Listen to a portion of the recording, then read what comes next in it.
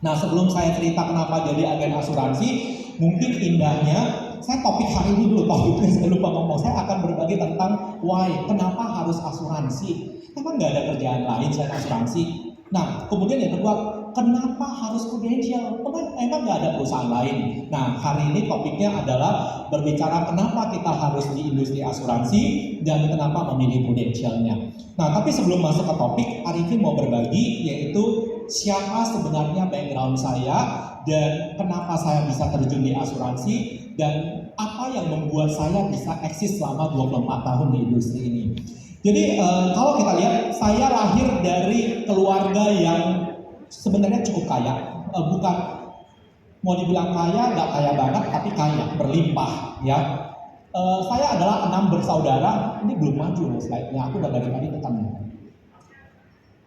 Oke, nah saya anak ke-6 dari 6 bersaudara, saya anak paling bungsu.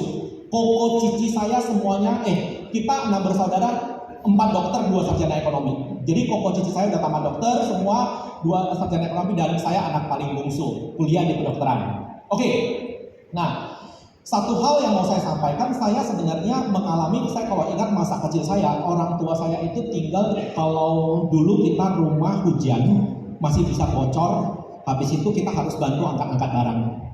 Berarti sederhana kehidupannya. Tapi satu teladan dari orang tua saya yang sangat luar biasa, pesan dari papa saya cuma satu, hidup harus jujur. Hidup harus jujur, mau apapun pekerjaan hidup harus jujur.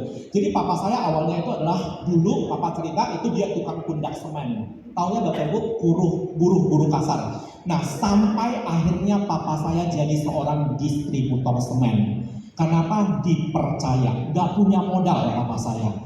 Papa saya waktu itu cerita, dia pinjem dari bos, ngambil barang, nggak bayar kredit, habis itu kalau udah janji mau harus bayar, dia harus bayar tepat waktu, nggak ada, dia usahakan, nggak boleh kecewain orang.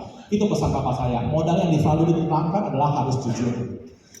Dan saya salut dengan papa saya, mama saya didikannya, jadi saya anak Belgia. Di sini ada yang satu kelahiran dengan saya, satu kampung, Balige. Oh ada ya, waduh Horas lah ya, wah ya itu teman saya. Jadi saya bukan asli orang Medan, saya 5 jam ke kota Medan itu 5 jam teman-teman. Dulu, sekarang sejak Jokowi luar biasa, kampung saya jadi kota wisata yang luar biasa. Sekarang 3 jam, 2,5 jam bisa kelar. Ya karena ada jalan tol. Luar biasanya, papa saya, mama saya mendidik saya itu kasih uang jajan itu pas-pasan.